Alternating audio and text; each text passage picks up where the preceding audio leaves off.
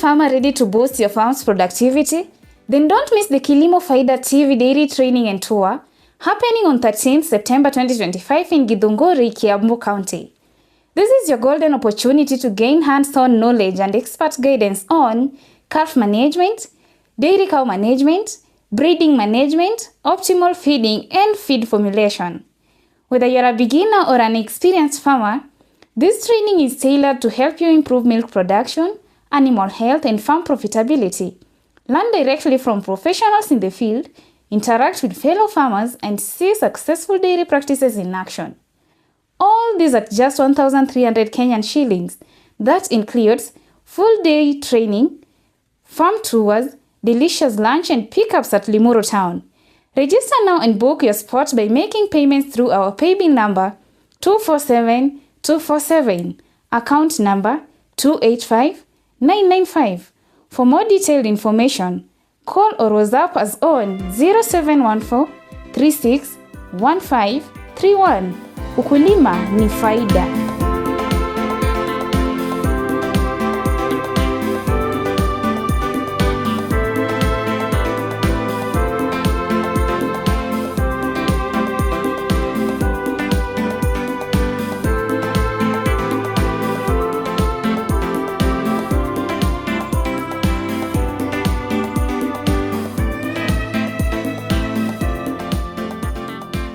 So here we have the sweet potato vines, and we are encouraging the dairy farmers to be able to produce or grow their own sweet potato vines, which are good for the forages, especially when we are insisting on forage-based dairying. So sweet potato vines are of different varieties. Here we have about 2 varieties that we have established for both bulking and feeding. We have ex-Mokroine variety, and we have also Sapporo variety. So all of them we establish through cuttings of the vines, and they are very good for, especially for layering of calves, hivers, and growers of the dairy animals. But they are equally good for lactating cows, because they are able to improve on the milk production. So we have sweet potato vines, and on the other end we have also Lord's grass, which is also very good. It can be grazed as a pasture. It can also be conserved as hay.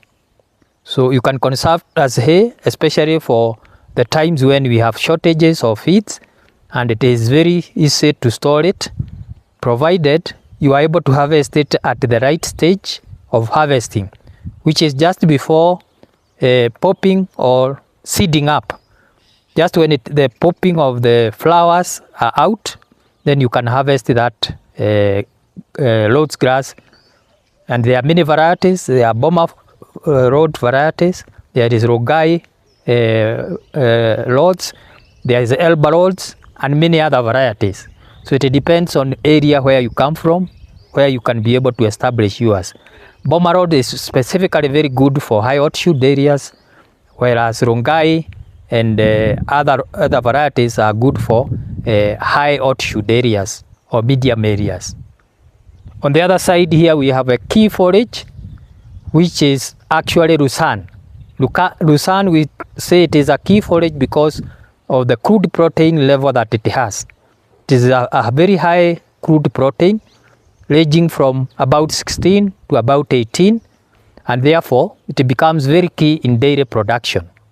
You can either harvest it for hay, you can also graze it, you can also harvest it as green forage. The other crops that we have here, we have also the improved varieties of Napier grass. We have the Pakchong, we have the Juanco, and we have also other hybrid varieties of Napier. But we have also other varieties that are very good, like Kakamega 1, which has been bred here in Kenya, and it is highly resistant to drought and also tolerant to fungal infections and also blight. So the only difference between the varieties that we have here, they have not very major significant difference in protein level. But the main thing of the hybrid varieties is that they are highly digestible, they grow fast, and also they have a very high production of biomass. But for all the Napier grass, they have almost the same level of protein level. The difference that we have with the hybrid is the digestibility level and the biomass production level. Now we have also, on the other end, we have what we call the edible carners. Edible carners are very good, especially with the young animals, where you can be able to feed them to calves, winners, and earrings. So we have edible carners, which is normally grown using the vegetative material, not seed. So we have the white clovers, which is very good for intercropping in the pasture field. But the white clovers, when you are grazing, ensure that you are grazing when there is no high moisture, because it can cause drought. But it is very nutritive, and it is a legume. When you intercrop with a pasture like Kikuyu grass or even Naivasha star grass or any other pasture grasses, they normally give a balanced diet. Then on the other end, we have Papu vesh, which you can intercrop with oats. It's also a legume and is very good for production of having a balanced diet, and is very good for dairy cows, where it is, because of its leguminous nature, it's highly proteinous. And then when you mix it with oats, which grow faster and is also very highly digestible, then it can also improve the production of milk.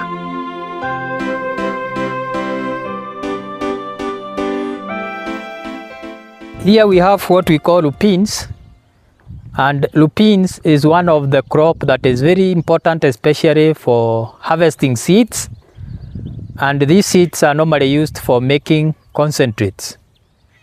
Lupins, we have two varieties, major varieties. We have the sweet lupin, which is shorter, and we have the taller lupins, which is called white lupins. So they produce seeds, and you use those seeds for making concentrates. When you combine them with other feed stuff like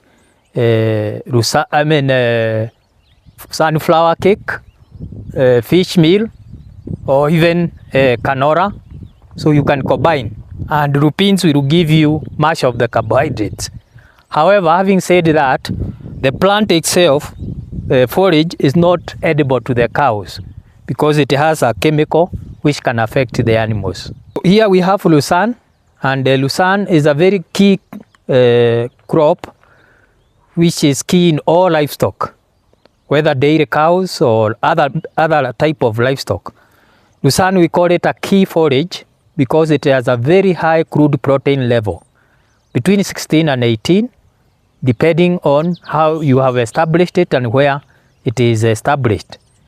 You can have about 2 to 4 carts per year, but again, depending on the moisture content and the area where you are growing it, you could also harvest it several times.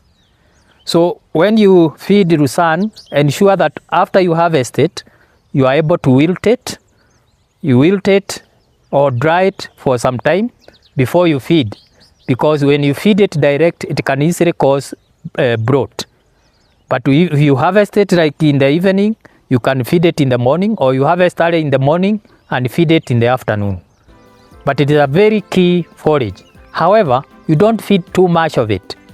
1 to about 2 or 3 kgs is sufficient for 1 cow per day.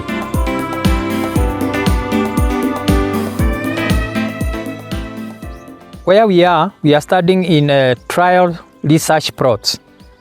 In these plots, we are doing research of pastures management. So we want to see what are the requirements in terms of fertilization, in terms of the soils, in terms of the requirements to be able to manage those pastures well. Within here in these plots, we have different dressing of or using the different medias of nutrients and also the soil management. So we have 3 major varieties here of the pasture grasses. We have the Kikuyu grass, we have Bracharia, and we have the Naivasha star grass. But for each of them, we are doing different treatments so that we are able to get the results after analysis. We are doing this together with Karo Naivasha, with the scientists from Karo Naivasha, whereby every other season they are able to harvest, and we are able to take the feed stuff for analysis so that we are able to know what is their demand, what is their level of nutrient, and at what level the farmers can be advised to manage them.